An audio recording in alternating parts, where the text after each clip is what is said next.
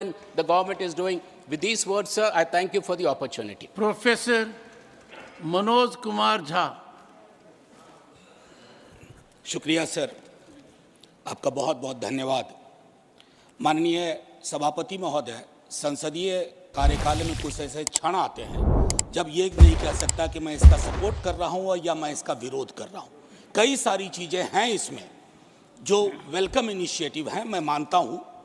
बस कुछ सुझाव दूंगा क्योंकि अक्सर मैं देखता हूँ कि हमारे बीच का संवाद, माननीय सभापति महोदय, विपक्ष का अलग से कोई प्रधानमंत्री नहीं होता या विपक्ष का अलग से कोई गृह मंत्री नहीं होता।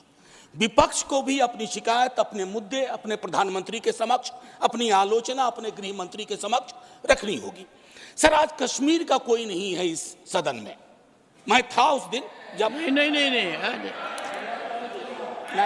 नहीं सॉरी,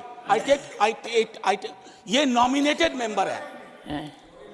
माननीय सदस्य अपने एक सेकंड सर, उन्होंने बड़ा ग्रॉस स्टेटमेंट किया है कि कश्मीर का इस सदन में कोई नहीं है। वो अपने बारे में कह सकते हैं, हमारे बारे में क्यों कह रहे? हम तो सदैव कश्मीर के हैं, हमेशा के। आपके बारे में वो सच हो सकता है, हमारे बारे में आप कैसे स्टेटमेंट कर सकते हो भाई? आप कह दो मैं कश्मीर का नहीं हूं, कश्मीर के लिए नहीं हूं, मगर मैं इस देश का कश्मीर से लेकर कन्याकुमारी और द्वारका से लेकर नॉर्थ ईस्ट तक हर व्यक्ति का कश्मीर है और हर कश्मीरी का देश है। क्या बात कर रहे हैं आप? माननीय सभापति महोदय, सदन की एक व्यवस्था के तहत मैंने ये बात कही थी। वो नॉमिनेटेड मेंबर है, मैं जानता हूँ। माननीय गृह मंत्री जी ने दूसरी बात कही है। सर, मैं समझ गया। सर, या तो मुझे बात कहने दी जाए।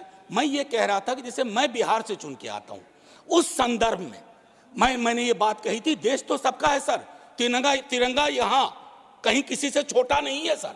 मैं सिर्फ इतना कहना चाहता था। माननीय सभापति महोदय, इसमें बहुत अच्छी चीजें, जैसा मैंने शुरू में ही कहा कि विरोध के लिए विरोध करूं ये उचित नहीं है। माननीय सभापति महोदय, महत्वपूर्ण है कि जब हम ये कहते हैं कि ये नॉमिनेशन होंगे, पहले तो मैं तारीफ करूं कि अंडर प्रिविलेज्ड के बदले एक शब्द जो कि कॉन्स्टिट्यूशनली वैलिड टर्म है, अदर बैकवर्ड क्लासेस, आपने उसका इस्तेमाल किया, तारीफ के काबिल। ये जो नॉमिनेट करने का अधिकार एलजी साहब को है आज की डेट में, कल राज्य बन जाएगा तो गवर्नर साहब होंगे। क्या ये स्टेट असेंबली को डेलीगेट नहीं होना चाहिए? और अगर करना चाहें तो on the aid and advice of, ये व्यवस्था मैं समझता हूं कि होनी चाहिए थी। तारतम्य थोड़ा टूटा है, लेकिन फिर भी मैं अपनी बात कहूं। आरक्षण को लेकर के भी हम पीस मील में करते हैं। हर सत्र में मैं देखता हूं कुछ बिल आते हैं। एक समेकित योजना पूरे देश के संदर्भ में हमें इसके लिए बनाने की आवश्यकता है, वो बहुत बेहतर होगा।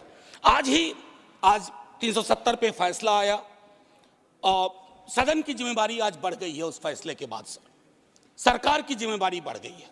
मैं मानता हूं इतिहास, आपने यहां एक फैसला लिया था, तब संसद वहां थी सर, ये लगभग घिस चुका था, हम भी जानते हैं, लेकिन एक मनोवैज्ञानिक पहलू था।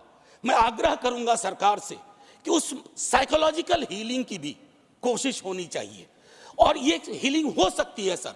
मैंने कहा ना कि हिंदुस्तान का मिजाज महासागर वाला है, इसको बस तालाब ना बनाया जाए, महासागर अपने अंदर सब समाहित कर लेगा।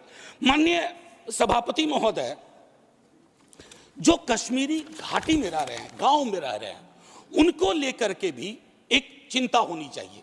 बाहर हैं, उनकी चिंताएं वाकिफ है। बल्कि विवेक जी ने यह बात कहा कि बुरे से बुरे वक्त में एक बहुत बड़ी आबादी उन्हीं घरों में, गांव में, गलियों में रही, उनका एक्नॉलेजमेंट मैं समझता हूं बहुत आवश्यक है।